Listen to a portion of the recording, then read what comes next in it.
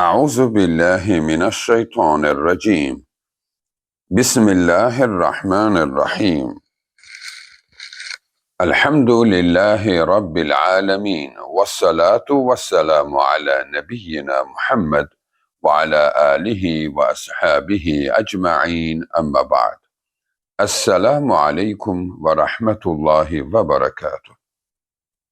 Değerli dinleyiciler, Allah'ın Resulü sallallahu aleyhi ve sellemin her namazın sonunda, teşehhütten sonra okuduğu o meşhur duası iki vardı.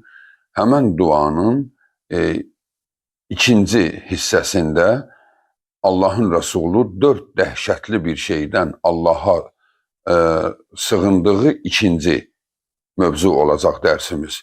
Yani birinci, Allah'ın Resulü cehennem azabından Allah'a sığınardı ki, biz onu geçen dersimizde hakkında kısa bir malumat verdik. Bu dersimizde ise o duanın ikinci hissesinde olan وَمِنْ عَذَابِ الْقَبْرِ Allah'ım qəbir azabından sənə sığınıram sözü hakkında olacaqdır dersimiz. Qəbir azabı, qəbir yani bir gün ana bətnində əmələ gəlməklə başlayan bir həyatın artıq qəbir torpağının altında sonlandı. Yani bir ömür yaşadın. Keşməkeşli, bəzən maraqlı, bəzən maraqsız, amma yaşamağa dəyər bir ömür yaşandı.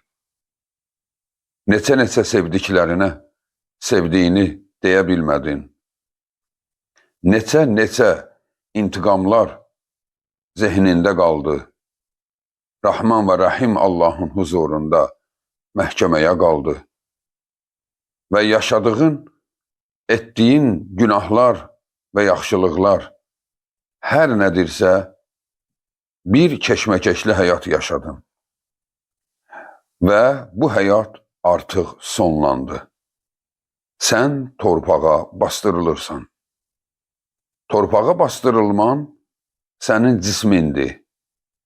Yani bizim bütün hayatımızın yaşadığımız hayatta cismimizin nüvəsini təşkil edən o ruhumuz ki var, cismimiz torpağa bastırılır, ruhumuz da qalacağı qəbirə gedir.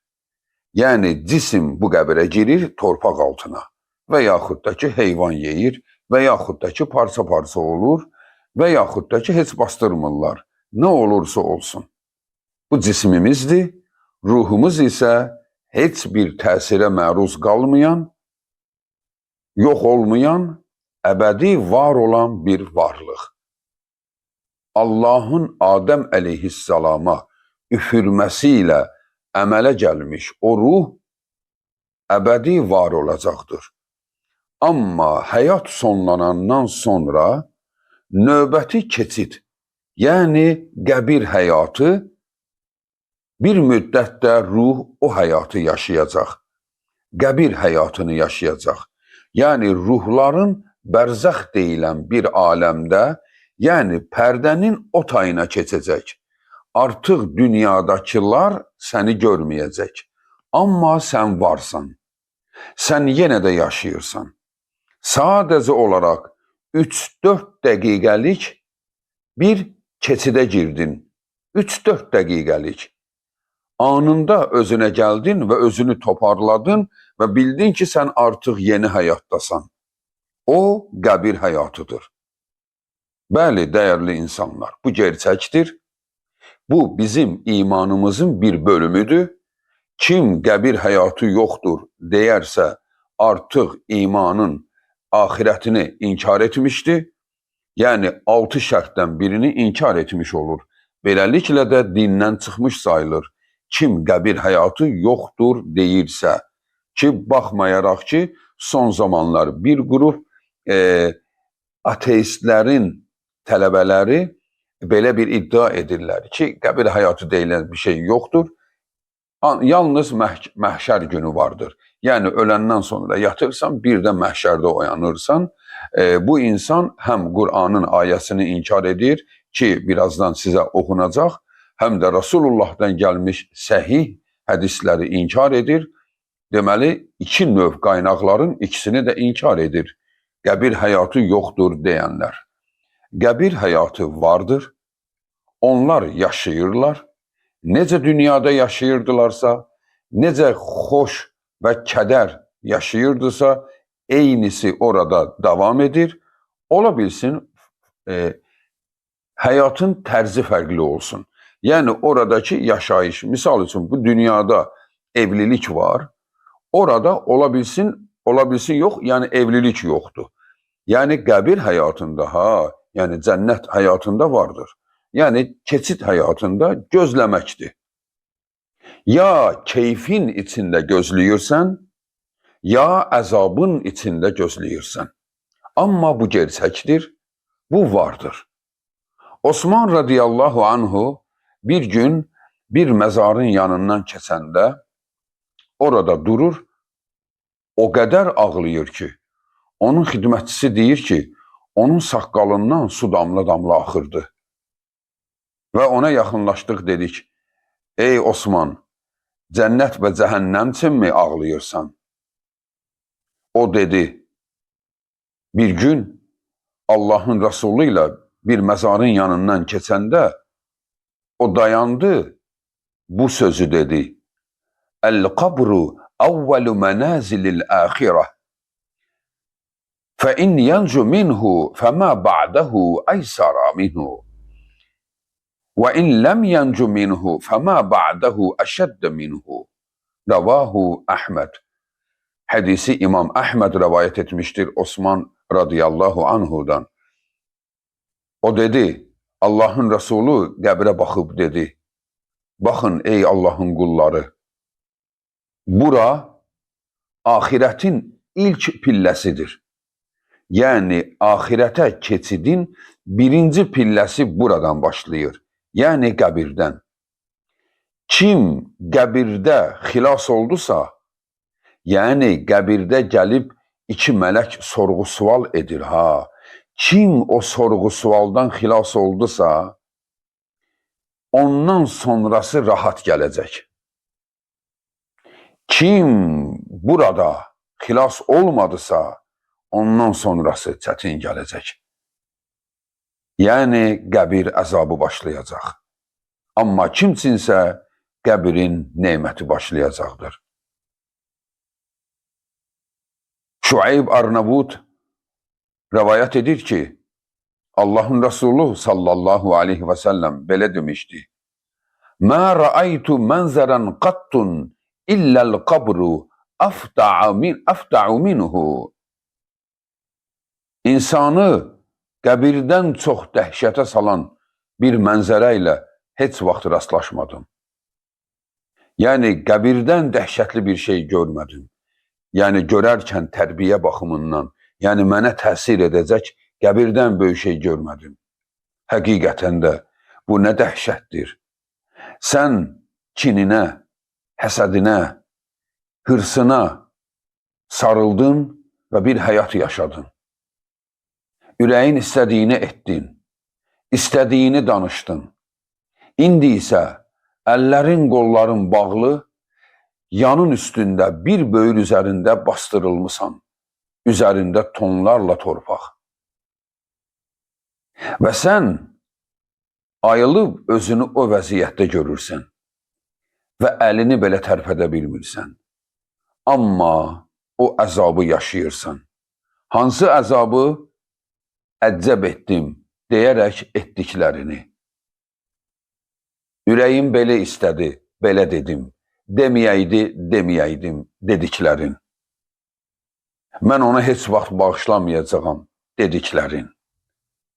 İndi isə orada çarəsizsən. Bəli, bəlkə də haqlısan bağışlamamaqda. Amma səni də bağışlamaq lazım olacaq, xahişə gedəcəksən, nə olar məni bağışla deyəcəksən. Bəs o necə? Yəni, sən elə adamsan ki, ancaq intiqam gözləyirsən, Səndən intiqam gözləmirlər. Ona görə dəhşətlidir qəbrin görüntüsü, qəbrin mənzərəsi. Ali ibn Əbu Talib, Allah ondan razı olsun, ömrünün sonunda onu kim axtarsaydı məzarlıqda tapardı. Göz yaşlarıyla sevdiklərini və həyatda mübahisəsi olan və keşməkeşləri olan insanların məzarlarını seyr edərək bir həyat yaşadıq, bir şeydə razılaşdıq, bir şeydə biri-birimizlə razılaşmadıq, amma bütün bunlar qaldı Allahın huzuruna. Nə çətin yerdir o. Ali ibn Əbu Talib'i axtaran hələ orada tapardı. Bu duyğuların, bu düşüncələrin izində gəzirdi məzarlar arasında. Bəli, dəyərli insanlar, çox gecdir məzar, çox gecdir. Nə qədər ora girməmişik, özümüzə gələk, kini, hırsı, qəzəbi çıxardaq qəlbimizdən, biri-birimizə qarşı o nifrəti darmadağın edək içimizdən. Rəhməti, sevgini sal qəlbinə, həm həyatın rahat olsun, həm də gedəcəyin o yer. Baxın, Qur'an-ı Kərimdə qəbir həyatının haqq olduğuna, yenə deyirəm, qəbir deyəndə ölünü bastırdığımız torpağın altından söhbət getmir. Ola bilsin ki, elə oradır, amma bərzəx deyilən bir aləmdən söhbət gedir. Yəni, əsas güclü görüşümüz odur. Qur'an-ı Kərimdə bu ayədir. Ğafir surəsi 45-46-cı ayə. Qəbir əzabı yoxdur deyən cahillər açsınlar bu ayəni, oxusunlar. وَحَاقَ بِآلِ فِرْعَوْنَ سُوءُ الْعَذَابِ النَّارُ يُعْرَضُونَ عَلَيْهَا غُدُوًّا وَعَشِيًّا وَيَوْمَ تَقُومُ السَّاعَةُ أَدْخِلُ آلَ فِرْعَوْنَ أَشَدَّ الْعَذَابِ. Ğafir 45-46. Firon ailəsini dəhşət bürüyəcəkdir. Firon ailəsini, ailə deyəndə Fironun bütün tərəfdarları nəzərdə tutulur. Yəni, Firon və onun dəstəkləyən ordu Allahı qəbul etmədilər, Firona ilah dedilər, istədikləri həyatı yaşadılar və sonlandılar. Və Allah onlar üçün deyir, səhər axşam Firon və ailəsinə əzab verilir. Səhər və axşam. Quduvvən və əşiyyə. Səhər və axşam. Baxın, səhər və axşam əzab verilir. Ardına baxın. Qiyamət günü isə o daha dəhşətli əzaba düçar olacaq. Deməli, dedi, indi səhər axşam əzab verilir ona. Qiyamət günü isə, deməli, bu artıq ayırdı mövzunu. Deməli, bu əzab ayrıdır. Qiyamət əzabı ayrıdır. Onlar isə deyir, ancaq qiyamət günü vardır. Bəs ayədə dedi, səhər axşam əzab verilir. Qiyamət günü isə daha dəhşətli əzab onları bürüyəcəkdir. Bəli, Tur surəsi 47-ci ayədə də buna bənzər sözlərdir. Yəni, dəyərli insanlar, Allah bizə qəbir əzabının var olduğunu, gerçək olduğunu deyir. Ruhumuzla hesab çəkiləcək. Cismimiz bastırıldı. Ruhumuz qalxdı. Necə ki, digər bir hədisdə Allahın Resulü sallallahu aleyhi və səlləm deyir. Mömin bir insan öldükdə rəhmət mələkləri, ağ üzlü mələklər onun gəlib canını alaraq qaldırar göylərə. Səmanın qapısına çatanda səmanın qapıçıları soruşar, kimdir o? Gətirən mələklər deyər, bu filankəs oğludur. Və onlar deyərlər, çağırılıb mı? Allah xəbər edər, açın qapını gəlsin. Və o, Allahın huzuruna aparılaraq, Allah ona hökmünü oxuyur. Aparın bunu bərzəxdə gözəl bir yerdə saxlayın. Çünki mömindir. Və o mömin gətirilir qalacağı yerə. Haradadırsa ora. Qiyamətə qədər orada qalacaq. Və orada qalacağım yerdə ona yəni 3 sual ki verildi, mən bütün hədisi danışıb mövzunu uzatmaq istəmirəm. 3 sual verilir və 3 sualın cavabından sonra sualın da cavabı biliklə deyil. Sualın cavabı yaşamaqladır. Yəni o sənə deyəndə Rəbbin kimdir? Sən Allaha şərik qoşmusansa, heç vaxt Allah sözü yadına düşməyəcək. Ki mənim Rəbbimin adı nə idi? 99 adı var, biri yadına düşməyəcək ki, deyəsən ki, Allah bilməsən, heç olmasa Əl-Cəbbar deyəsən, Ər-Rahim deyəsən, bəlkə sənin elə adın Rəhimdir, heç o yadına düşməyəcək deyəsən. Çünki Allaha şərik qoşmusan. Çünki sən qəbirlərə yalvarmısan. Kiminsə cəddinə nəzir etmisən. Haralarda qurbanlar kəsmisən. Allaha şərik qoşduğuna görə o sözü deyə bilməyəcək. Amma kim Allaha şərik qoşmamışdırsa, sualın cavabını anında əlbəttə ki, mənim Rəbbim aləmlərin Rəbbi olan Allahdır deyəcək. Və onun qaldığı yer qəflətən gözəl bir mənzərə. Sanki onu atdılar bir mənzərənin içinə. Əvvəli bir həyəcan gəlir ki, bu nə idi? Sonra o gözəllik onu valeh edir və o deyir, bura haradır? Ona deyirlər, sən burada bir yoldaşınla qalacaqsan, bir dostunla. Bu gözəl mənzərəni yaşayacaqsan ta ki, qiyamət olana qədər. Qiyamət günü isə əsli məhkəmə olacaq. Oradan xilas olub, ya cənnətə və yaxud da ki, müəyyən qədər cəhənnəmə gedib, əzab çəkib, təmizlənib cənnətə getmək. Çünki qəbir əzabı yaxşı olub, sonra cəhənnəmə düşmək vardır. Bu o demək deyildir, qəbri yaxşı olan elə həmişə yaxşı olacaq. Çünki qəbir həyatı yaxşı olacaq möminlərdə. Axı möminlərin də günahı var. O günahı ya bağışlanacaq, ya da körpünün üstündə təmizlənəcək, körpüdə də təmizlənməsə, cəhənnəmə düşüb bir müddət yanıb, təmizlənib cənnətinə gedəcək. Amma günahkarlar isə, kafirlər, müşriklər isə hələ qəbri də əzabdır, ondan sonra da əbədi əzab gəlir. Deməli, ayə bizə bildirdi ki, bu vardır. Amma Qur'an-ı Kərimdə bir ayədə keçir ki, insanlar deyəcək, bizi yuxudan kim oyatdı, yatmışdıq da. Bax, bunu deyənlər deyir. Deməli, ölümdən sonra, ölən kimi insan yatır, sıfır, heç bir məlumatı yoxdur, bir də qiyamətdə ayılır. Bax, bu söz onları çaşdırır. Ki, orada deyir, yəni bizi kim oyatdı? Yəni, onlar yatacaqlar. Bəli, buna yatış deyirlər. Amma bunun şərhi var. Əvvələn ayə oxuduq. Bir ayə ilə bu iş bitmir. 2 ayə, ayələri tutuşturmaq lazımdır. Axı, bu ayədə Allah dedi, səhər axşam əzab verilir. Deməli, əzab çəkir. Harada əzab çəkir? Yuxuda əzab çəkir. Bəli, yuxuda əzab çəkir. Bəli, bu yatışdır.